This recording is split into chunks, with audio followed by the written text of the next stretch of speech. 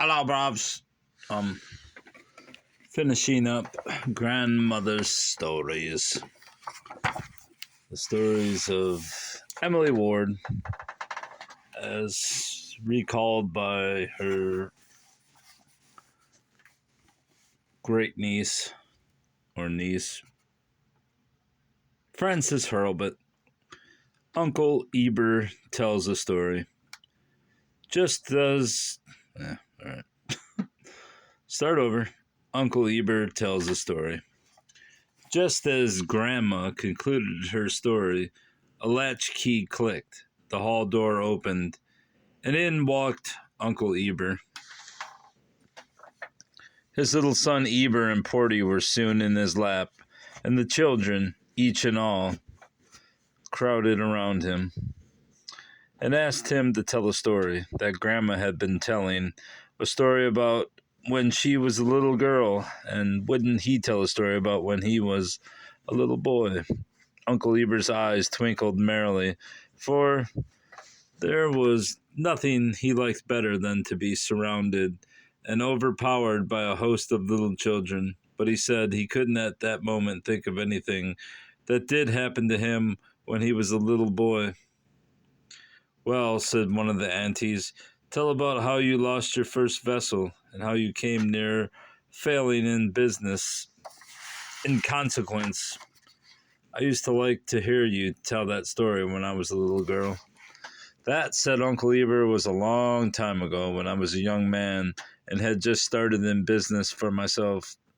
I was part owner of the schooner Harrison and the captain of her. Uncle Sam was the other owner, and it was the first of our partnership.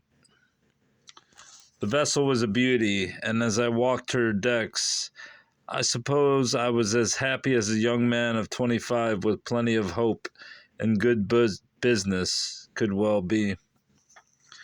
This trip we had a heavy freight for Mackinac and Green Bay and Chicago, then a little town of almost about 1,000 inhabitants.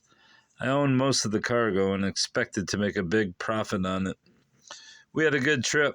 The weather was fine with good winds until we got into Lake Michigan, when a heavy windstorm came up that in 12 hours became a perfect gale. We reefed and close-hauled the sails at first, and afterwards took down the mainsails and went scudding along at a furious rate with almost bare poles. Up to this time I had not anticipated any disaster, and I knew where we were, and with the wind in the quarter,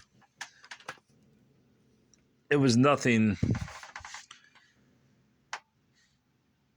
I knew where we were, and with the wind in the quarter, it was nothing could happen to us unless the rudder broke. But when we were off Whitefish Point, suddenly, in the twinkling of an eye, the wind veered to the east and blew harder than ever, and great black clouds poured down rain in torrents, and the thunder and lightning were fearful to witness. The waves leaped and roared and tossed their white manes and threw themselves upon our laboring ship as if they meant to destroy her. Every stitch of canvas was lowered, and I myself held the helm, but in half an hour upon the fury of the storm burst upon as I could see. But in half an hour after the fury of the storm burst upon us, I could see that unless the wind changed, we were lost, that we were drifting helplessly onto the coast, and my precious boat would be battered to pieces, her cargo lost, and perhaps the crew also. But there was nothing to do but get the small boats in readiness, keep her helm right, and wait for results. They were not long in coming. About midnight, we could hear the surf booming on the beach, and 2 hours later, in spite of all of our efforts, the ship struck. And while the waves, one after another, were rolling over her, we launched the yawl boats, and the crew and I managed to get into it and cleared the ship. How we contrived to get ashore, I could never tell. The boat was constantly full of water, and when it went down into the trough of a sea, it seemed miraculous that it should ever rise again.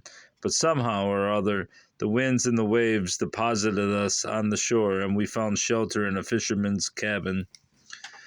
The next morning, the sun was shining brightly, and the wind had fallen.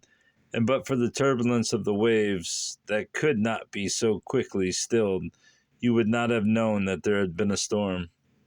But there was my ship, what was left of her, beached, broken, a wreck, her cargo scattered to the four winds, and I a ruined man.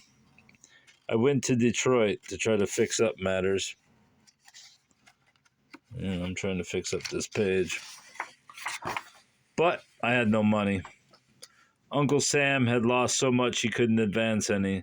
I couldn't borrow any, for my securities were all under the waters of Lake Michigan. My notes would soon be due, and if I couldn't meet them, I was a doubly ruined man, for my credit would be gone. I think I suffered more in those few weeks than I have over all the other business disasters I ever had. One morning I got up after a sleepless night and thought I would go fishing. I always hated fishing, thought it was the occupation of a lazy man. But this morning I said to myself, if my hands are busy, perhaps I can think over my affairs better and contrive some way to get out of my embarrassments.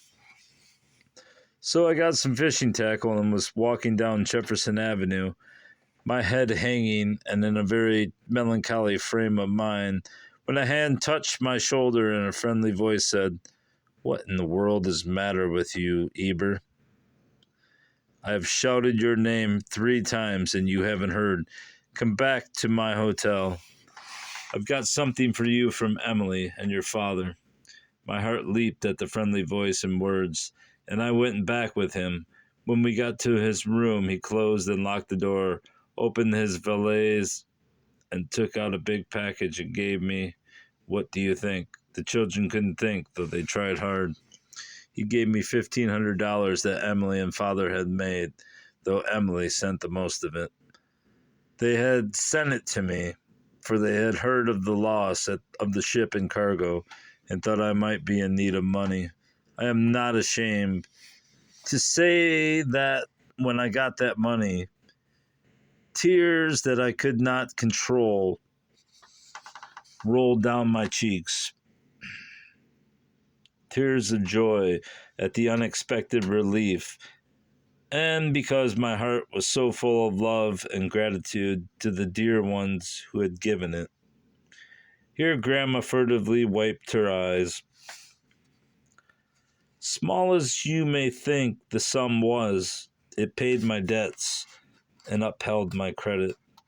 I was not afraid of losses, if I could only keep my credit good.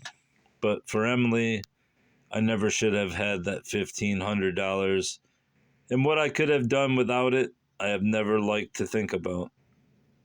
Come, said Uncle Ebert to his little son. Mama is expecting us by this time.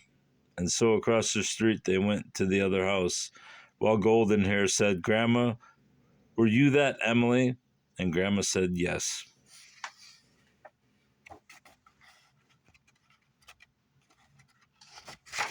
That's the end. Great book. I wish there was more, honestly. I don't know why it stopped there, but I guess you had to stop at some point, so there you go. All right, goodbye, bruv. Goodbye.